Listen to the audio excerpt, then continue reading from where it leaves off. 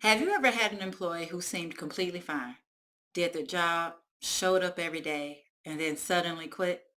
No warning, no conversation, just gone. And I'm talking about the good employees, the ones who showed up, did their jobs, didn't complain.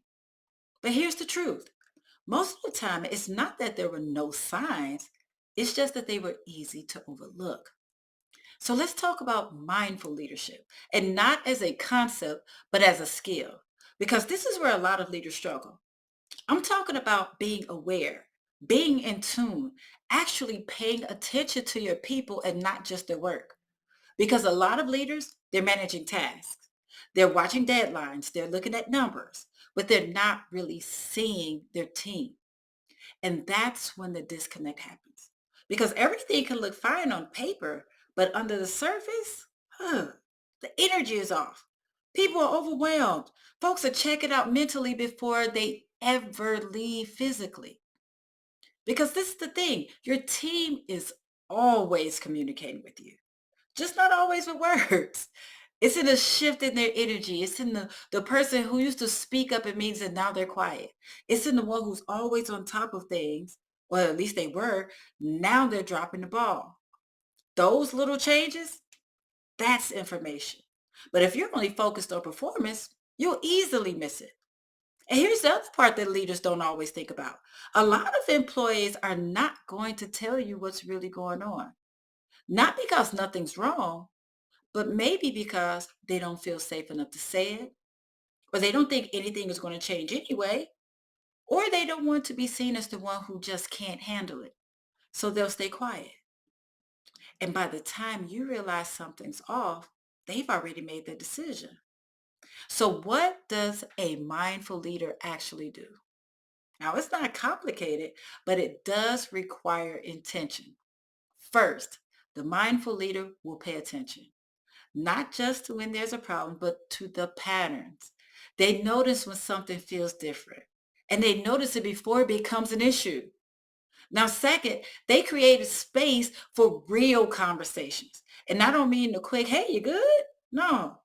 As you know, as you're walking past someone in the hallway, I'm talking about the deeper, better questions like, what's been feeling heavy lately? What's been harder than it should be? And then, this is key, actually listening to them. Not listening to respond, not listening to fix everything immediately, just simply listening to understand. Now, third, they will normalize well-being, meaning it's not only brought up when someone is already struggling, it's part of the culture. Talking about workload, talking about capacity, talking about what people actually need to show up at their best. And this one right here, this is the thing, they actually model it. Because you can't tell your team to take care of themselves while you're overworking. You're never taking breaks. You're answering emails at all times of the night. Your team is watching what you do, not just what you say.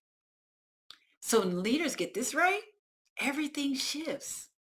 People will feel seen, they feel heard, they feel supported. And when that happens, now you get better communication. You get stronger engagement. And yes, you will see better performance. And at the end of the day, people do better when they feel better. And that does not happen by accident. It happens when leaders decide to actually pay attention. So here's what I want you to do.